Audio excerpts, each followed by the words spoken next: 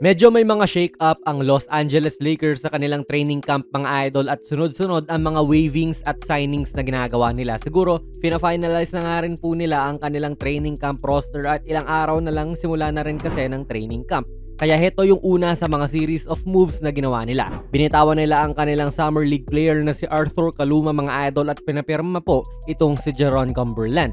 Sa mga hindi po nakakaalam, itong si Cumberland ay isang 6'5 guard na huling naglaro para sa Delaware Blue Coats ng G League at nag-average siya doon ng 19.6 points, 4.7 rebounds at 5.2 assists per game bilang isang 4-year veteran na sa G League. Maganda ang mga numero niya sa G League mga idol pero wala siyang NBA experience kaya matik yan. Ang deal po na ito ay para lang makuha siya ng LA Lakers sa kanilang G League team na South Bay Lakers kasi ilang araw lang po ang nakalipas itong si Cumberland din ay binitawan kaagad ng Lakers at kinuha po si Tevian Jones. Ito pong si Jones mga idol ay may height na 6'7 at nag-average naman ng 15.6 points, 3.7 rebounds and 1.8 assists per game para sa Grand Rapids Gold.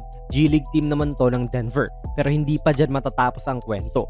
Dahil miski itong si Tevian Jones ay binitawan po ng Lakers then sabay po silang winave ni Eric Dixon. Na-mention na natin sa huling Lakers video natin tong si Eric Dixon mga idol na sinabi natin siya pa nga ang bunot kong makakakuha ng huling two-way spot ng Lakers pero ngayon winave na po siya at even sa training camp ay hindi na siya makakasama. Ang kinuha naman ng Lakers ay itong sina Anton Watson at Nate Williams. Bale so far no, silang dalawa ang kasama sa training camp ng LA. Hindi pa sure yan kasi baka mamaya i-wave lang din yung dalawang to. Pero yun nga, si Anton Watson po ay may NBA experience na entering na sa kanyang sophomore season sa NBA.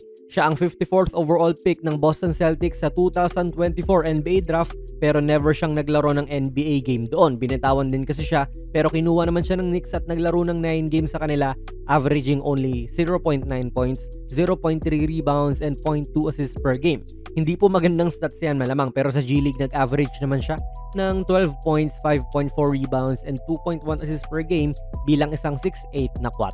Samantala itong si Nate Williams naman or Jonathan Williams ay isang 6'5 guard na may legit NBA experience mga idol with 47 games played across 3 years. Last season, naglaro siya para sa Houston Rockets at nag-average doon ng 3.3 points, 0.7 rebounds and 0.5 steals per game. Itong mga ito naman ay hindi mga star players talaga so i-expect nating mababa ang stats nila. Pero sa G League, ayan, 17.3 points, 3.4 rebounds and 4 assists per game naman po ang in-average nito ni Williams para sa Rio Grande Vipers. Lefty guard po itong 26 years old na si Williams na mahilig umatake sa kaliwa obviously. Kaso puro shooter from the outside nga lang, averaging only 28.2% sa kanyang NBA career.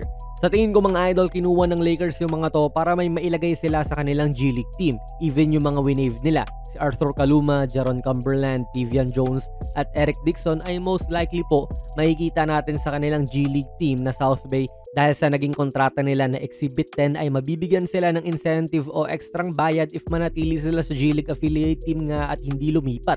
Pero syempre, baka yung iba dyan magkaroon ng magandang deal sa ibang bansa, ay option din po yun sa kanila. Siguro si Nate Williams may shot para sa final two-way spot ng Lakers dahil sa experience niya at dahil naglaro na rin po siya ng meaningful minutes last season sa ibang team. Pero hindi pa natin talaga alam yan dahil sa training camp makikita yung laro nila. Pero may guard na rin kasi sila sa two-way spot si Manon. Kaya baka too many guards na para sa Lakers.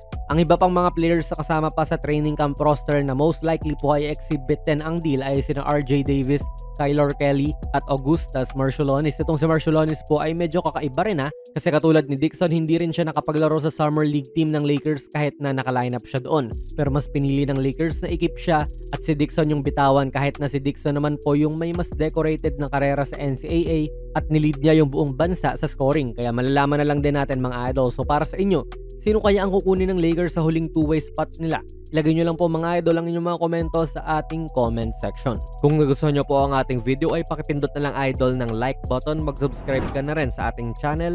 And ako nga pala si Jonas PB and as always, hanggang sa muli.